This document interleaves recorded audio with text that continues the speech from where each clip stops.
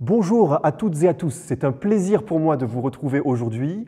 Nous en sommes à notre troisième méditation sur le thème « Vous avez un nouveau message ». Et aujourd'hui, comme je vous l'ai annoncé dans la précédente méditation, nous allons nous concentrer sur un autre personnage important de la Bible qui a été appelé par Dieu, Moïse.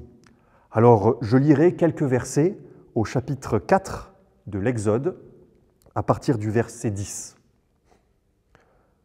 Moïse dit au Seigneur : « Pardon, Seigneur, mais je ne suis pas un homme à la parole facile, et ce n'est ni d'hier, ni d'avant-hier, ni depuis que tu me parles à moi, ton serviteur. J'ai la bouche et la langue pesantes. » Le Seigneur lui dit : « Qui a donné une bouche à l'être humain ? Et qui rend muet ou sourd, voyant ou aveugle ? N'est-ce pas moi, le Seigneur ? Maintenant va. Je serai moi-même avec ta bouche et je t'enseignerai ce que tu devras dire. » À ce moment de l'histoire de Moïse, ce dernier a quitté l'Égypte, il a fui, il s'est retrouvé dans le pays de Madian et il se retrouve face au Seigneur au moment de l'épisode du buisson ardent.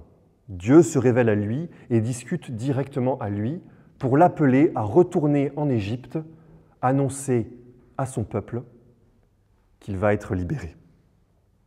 Et la réaction de Moïse, c'est de dire : « Seigneur, regarde-moi, je ne suis pas prêt, qu'est-ce que je peux faire ?»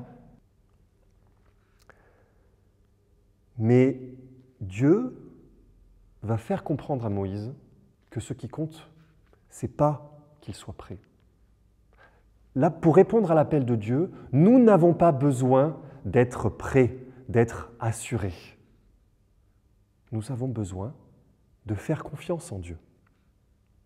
Au moment de ce passage, Moïse est un homme vieux, il a environ 80 ans, bègue, et il a quitté l'Égypte en pensant ne jamais y revenir. Il a vu la puissance de Dieu. Il parle à un buisson qui ne brûle pas. Et pourtant, il continue à questionner Dieu. Il continue à douter de sa puissance, encore et encore. Et Dieu, avec pédagogie, fait comprendre à Moïse à quel point il est grand, à quel point il est puissant.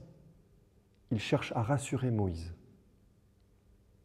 Mais quand je relis ce passage, je me rends compte aussi à quel point Dieu a aussi de l'humour.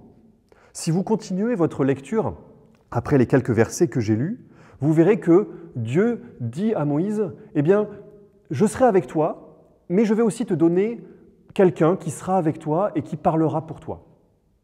Ton frère. » Enfin, le frère de Moïse, du coup.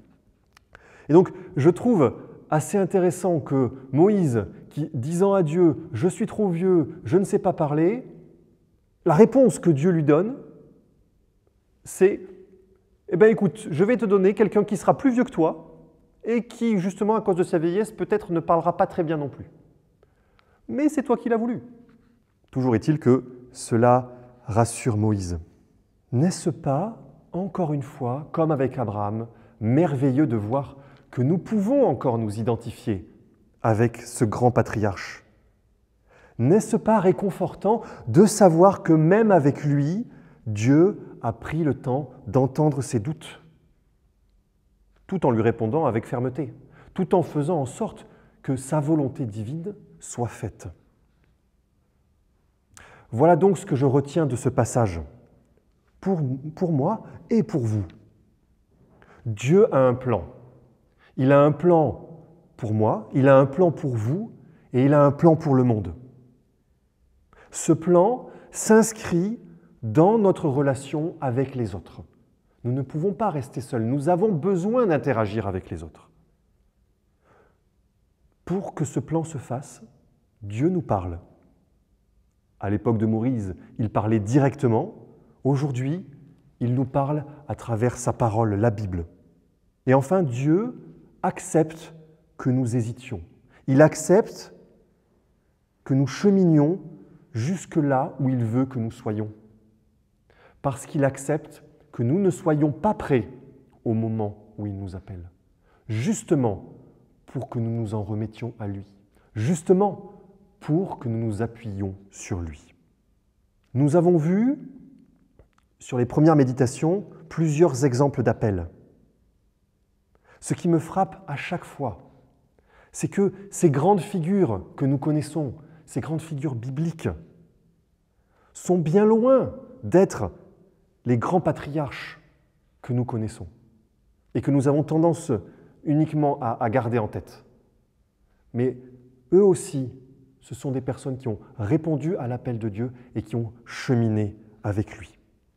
Quelle grâce que Dieu nous fait de nous donner ces exemples-là pour nous montrer que ce qui compte, c'est que nous nous appuyons sur lui et que nous reconnaissions que parfois, nous ne sommes pas prêts, mais qu'il nous donne ce dont nous avons besoin pour l'être.